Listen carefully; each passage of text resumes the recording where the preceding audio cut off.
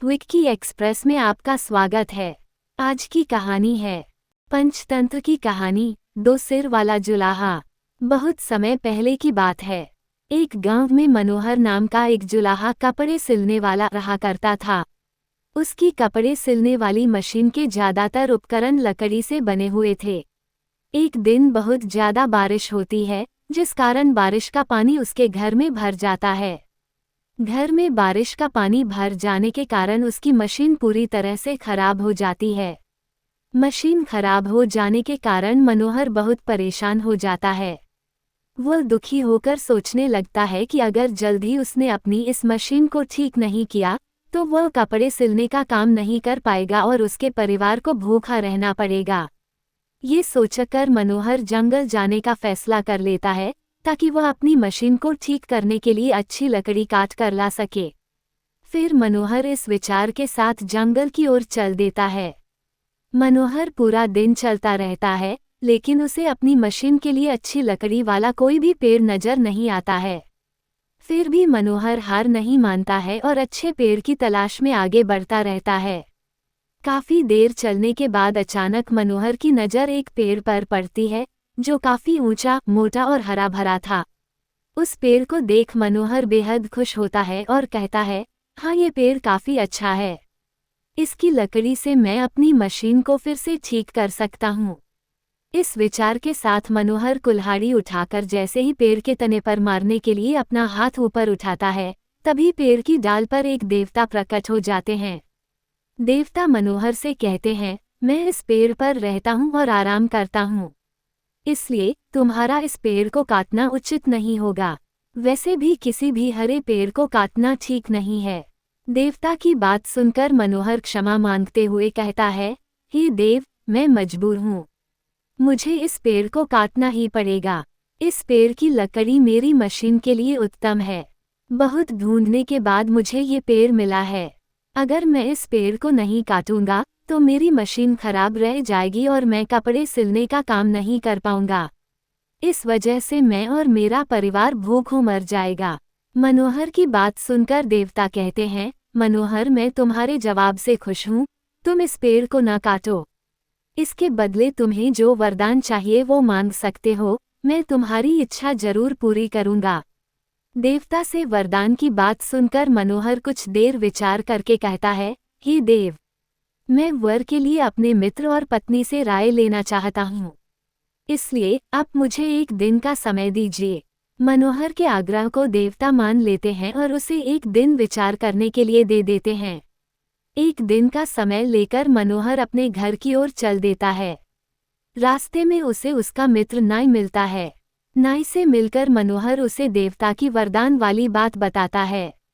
उस पर नाई मनोहर को एक राज्य मांगने की सलाह देता है।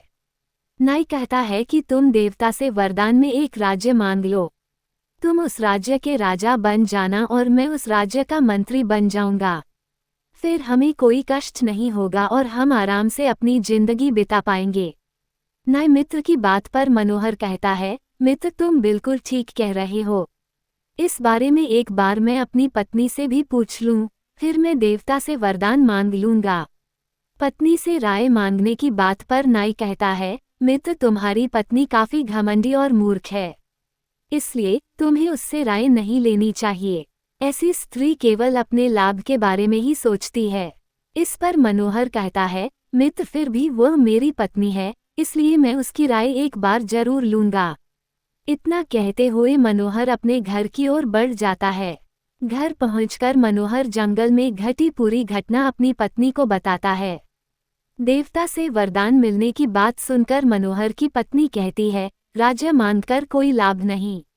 राजा की कई जिम्मेदारियां होती हैं, वो कभी सुख से अपना जीवन नहीं बिता पाता है। राजा राम और नल भी राज्य होते हुए जिंदगी भर दुख में जिए। आप 2 हाथ से इतने अच्छे कपड़े सिलकर ठीक ठाक कमा लेते हैं। ऐसे में अगर आपके 2 सिर और 4 हाथ हो जाएं, तो आप 2 गुने कपड़े सिल पाएंगे। इससे कमाई भी 2 गुनी हो जाएगी और आपका मान भी समाज में बढ़ेगा। पत्नी की यह बात मनोहर को समझ आ जाती है और वह देवता से वरदान मांगने जंगल की ओर चल देता है। जंगल पहुंचकर वह दोबारा देवता से मिलता है। देवता मनोहर को देखकर कहते हैं कि मनोहर मांगो, क्या वर मांगना है तुम्हें। मनोहर देवता से कहता है, हे देव, आप मुझे 2 सिर और 4 हाथ दे दीजिए। देवता मनोहर की यह बात सुनकर पूछते हैं कि तुम 2 सिर और 4 हाथ का क्या करोगे। तब मनोहर बताता है कि 2 सिर और 4 हाथ होने पर वह 2 गुना कपड़े सिल पाएगा, जिससे उसकी कमाई पहले से अधिक हो जाएगी। मनोहर की यह बात सुनकर देवता मुस्कुराते हैं और मनोहर को वरदान दे देते हैं। देवता का वरदान पाकर मनोहर को 2 सिर और 4 हाथ हो जाते हैं। वरदान पाकर मनोहर बहुत खुश होता है और अपने घर की ओर चल देता है। मनोहर जैसे ही अपने गांव पहुंचता है तो गांव में खेल रहे बच्चे उसे देखकर डर जाते हैं। वो सब उसे एक राक्षस समझते हैं। तभी कुछ गांव वाले हाथों में हथियार लेकर मनोहर पर हमला कर देते हैं और मनोहर की मौत हो जाती है। जब मनोहर की मौत की खबर मनोहर की पत्नी को होती है तो वह फौरन मनोहर को देखने वहां पहुंच जाती है। मनोहर की लाश देख उसकी पत्नी रोने लगती है और कहती है कि यह सब मेरी गलती है। मैंने ही उनसे देवता से 2 सिर और 4 हाथ मांगने के लिए कहा था। अगर ऐसा ना होता तो आज मनोहर को कोई राक्षस न समझता और वे जिंदा होते। कहानी से सीख। 2 सिर वाला जुलाहा कहानी से सीख मिलती है कि बिना सोचे विचारे किया गया कोई भी काम हमेशा दुखदायी होता है। सुनने के लिए धन्यवाद। मेरा चैनल सब्सक्राइब करें, लाइक और शेयर भी करें। धन्यवाद।